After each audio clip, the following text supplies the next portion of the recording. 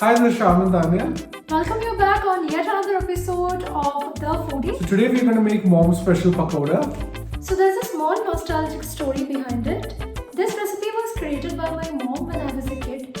And this recipe was made out of rice dal and subzi, which I refused to eat during my childhood.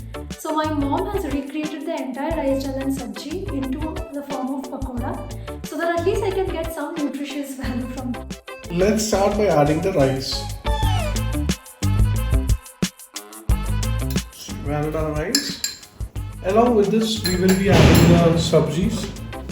Use almost most of them. This is the pumpkin-based subzi which I have at home. Next, we will be using some cauliflower and potato-based subzi. Just add in a little bit. The quantity of these vegetables in dal is all up to you.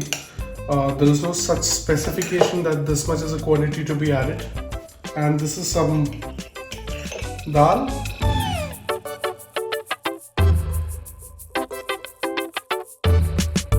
Now let's add in the chopped onions and start mixing it.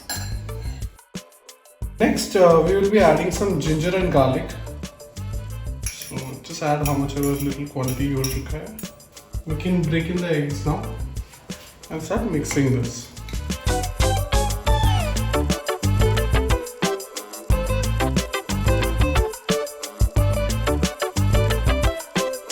To this, we will be adding a little bit of the mixture of cornflour and maida so that it blends and make the pakodas crispy.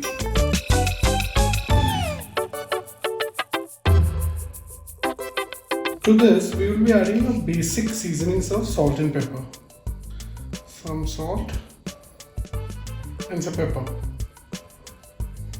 Let's give it a nice stir. And let us start making small pakoda shape. To the hot oil, let's start putting in the pakodas one by one.